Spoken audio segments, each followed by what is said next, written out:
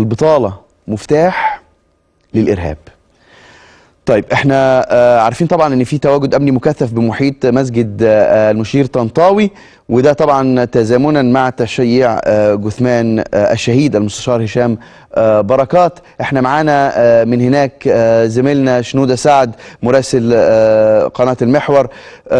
شنودة، الاول يا ريت تقول لي ايه الاستعدادات الامنية اللي موجودة قدامك؟ صباح الخير يا استاذ احمد، وخليني ابدا مع حضرتك واكلمك عن الاجواء التي كانت امام مستشفى النزهه. وانا في الحقيقه كنت موجود في الساعات الاولى من صباح اليوم. الساعه 8 الا ربع وصلت السياره التي نقلت الجثمان الى مسجد المشير طنطاوي، وفي الحقيقه تم فحصها وتفتيشها بالكامل. الساعه 9 صباحا تحركت السياره وبداخلها الجثمان وسط حراسه امنيه مشدده. كان التامين امام المستشفى، كان في استنفار امني شديد للغايه من قبل وزاره الداخليه، وتم نشر عدد كبير من قوات الامن في محيط المستشفى وبالقرب منها. كان في ايضا عدد كبير من رجال العمليات الخاصه وعدد كبير من الحراسات الخاصه، وتم تمشيط المكان بالكامل باكمله من خلال رجال المفرقعات ومن خلال الكلاب البوليسيه. كان في ايضا شهاده اكمنه ثابته ومتحركه على جميع المداخل وعلى جميع المخارج، بالاضافه ايضا الى الدوريات التي تجوب بصفه مستمره.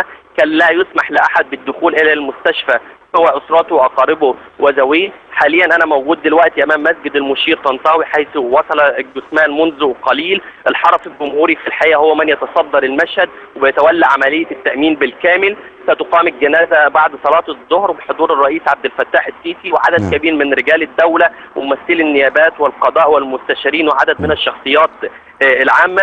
ايضا امام المسجد تامين بقى المسجد شكله عامل ازاي؟ يا ريت تقول لنا.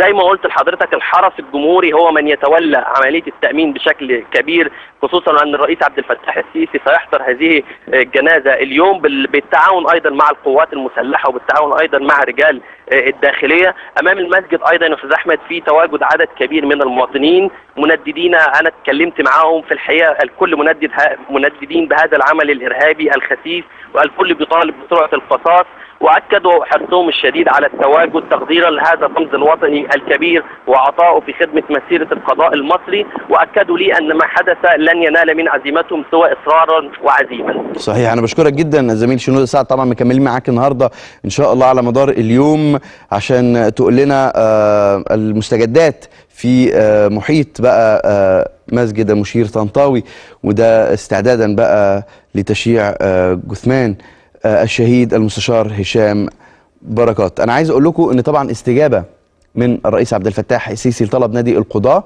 بان هو يتم اطلاق اسم الشهيد النائب العام المستشار هشام بركات على ميدان رابعة العدوية.